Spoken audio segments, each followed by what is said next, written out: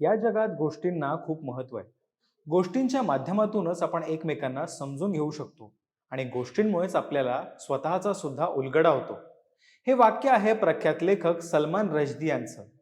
जगाच्या पाठीवर असणाऱ्या काही मोजक्याच पण महत्त्वपूर्ण लेखकांच्या यादीत त्यांचं नाव आहे.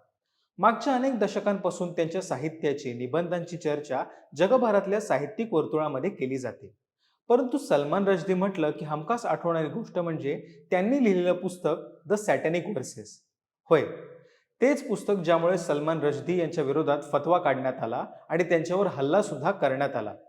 रश्दी यांच्यावर हल्ला करणाऱ्या गुन्हेगाराला 25 वर्षांच्या सश्रम कारावासाची शिक्षा ठोठावण्यात आली आहे. नेमकं हे प्रकरण आहे तरी काय?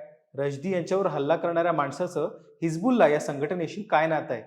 जाणून घेऊया आज या व्हिडिओच्या माध्यमातून.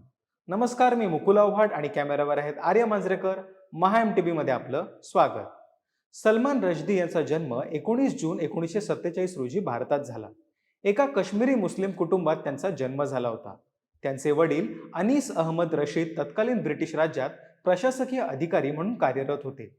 उच्च शिक्षणासाठी रश्दी 1964 साली इंग्लंडला गेले. कॅम्ब्रिज विद्यापीठात आपलं शिक्षण पूर्ण करून त्यांनी इतिहास विषयात पदवी घेतली. सुरुवातीला जाहिरात कंपन्यांसाठी त्यांनी कॉपीरायटर म्हणून काम केलं. 1975 साली ग्रिम्स ही त्यांची पहिली कादंबरी प्रकाशित झाली. परंतु या कादंबरीला वाचकांचा, समीक्षकांचा चांगला प्रतिसाद नाही लाभला. रश्दी यांचं लिखाण प्रकाशझोतात आलं ते 1981 साली त्यांनी लिहिलेल्या मिडनाईट चिल्ड्रन या कादंबरीमुळे. भारत स्वतंत्र झाल्यानंतर जन्मलेल्या मुलांचं भावविश्व सलमान रश्दी यांनी यामध्ये चितारलं होतं. त्यांच्या या कादंबरीला मानाचा बुकर प्राइज हा सन्मान सुद्धा मिळाला. जादुई वास्तववाद, त्याचबरोबर विविध देशांच्या संस्कृतीवर भाष्य करणं हे या कादंबरीचं बलस्थान आहे. 1988 साली सलमान रश्दी यांची द सॅटॅनिक व्हर्सेस ही कादंबरी प्रकाशित झाली आणि साहित्य जगतात एकच वादळ उठलं. या पुस्तकात इस्लाम धर्मातील प्रेषित मोहम्मद यांचं चुकीचं चित्रण करण्यात आलं असा आरोप सलमान रश्दी यांच्यावर करण्यात आला. भारत, बांगलादेश, श्रीलंका अशा 20 राष्ट्रांमध्ये या पुस्तकावर बंदी घालण्यात आली. सलमान रश्दी यांच्या विरोधात लोकांमध्ये मोठ्या प्रमाणात रोष तयार झाला. अशातच 14 फेब्रुवारी 1989 या दिवशी इराणच्या अयतोल्ला खोमानी यांनी सलमान रश्दीच्या विरोधात फतवा काढला. सलमान रश्दीला मारणाऱ्या व्यक्तीला $6 लाख दिले जातील अशी घोषणा यावेळी करण्यात आली. सलमान रश्दी त्यावेळी इंग्लंडमध्ये राहायचे, म्हणून इंग्लंड आणि इराण यांच्यातील राजकीय संबंधांना सुद्धा तडे गेले. या मूलतत्ववादी विचारांचे पडसाद जगभरात उमटले. हे पुस्तक ज्या ज्या दुकानांमध्ये विक्रीसाठी ठेवण्यात आलं होतं ती दुकानं जाळण्यात आली. या गोष्टीचे पडसाद भारतात सुद्धा उमटले. 24 फेब्रुवारी 1989 या दिवशी काही मूलतत्ववाद्यांनी मुंबई बंदची हाक दिली होती. मुंबईतल्या ब्रिटिश एम्बसीवर चालून जाण्याचा डाव मुंबई पोलिसांनी हाणून पाडला. तरी सुद्धा काही ठिकाणी निदर्शनं करण्यात आली. दगडफेक, जाळपोळ यामुळे दक्षिण मुंबईचा काही भाग धगधगत होता.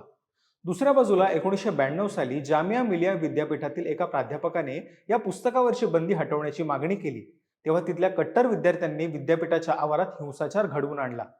पुढची जवळपास 2 दशकं सलमान रश्दी दहशतीच्या छायेत वावरत होते. अशातच 2022 साली न्यूयॉर्क येथे भाषण देत असताना सलमान रश्दी यांच्यावर चाकू हल्ला करण्यात आला.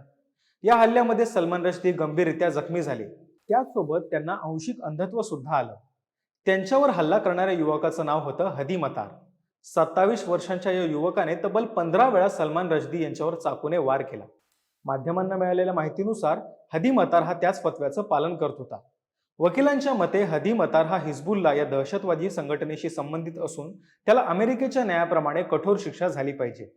अशातच 17 मे 2025 रोजी अमेरिकेच्या कोर्टाने निकाल देत हदी मतारला 25 वर्षांच्या सश्रम कारावासाची शिक्षा सुनावली आहे.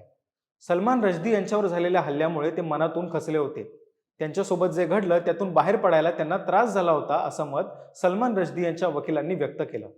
सलमान रश्दी आज सुद्धा काही धार्मिक कट्टरतावादी लोकांच्या हिटलिस्टवर आहेत. लेखक, साहित्यिक, कलाकार आपल्या कलेच्या माध्यमातून जगावर भाष्य करत असतात. ते भाष्य कधी लोकांना आवडतं तर कधी पटत नाही. परंतु सलमान रश्दी यांच्या लिखाणानंतर ज्या प्रकारची प्रतिक्रिया जगभरात उमटली त्यावरून धार्मिक मूलतत्ववाद, त्याची पाळंमुळं किती खोल आहेत हे जगाला दिसून आलं. अभिव्यक्ती स्वातंत्र्यासाठी खरोखरच ही किंमत मोजावी लागते का? याबद्दल तुम्हाला काय वाटतं हे मला कमेंट बॉक्समध्ये नक्की सांगा. आणि कला, साहित्य, संस्कृती संदर्भातील बातम्यांच्या अपडेटसाठी महा MTBच्या YouTube चॅनलला सबस्क्राईब करायला विसरू नका. धन्यवाद.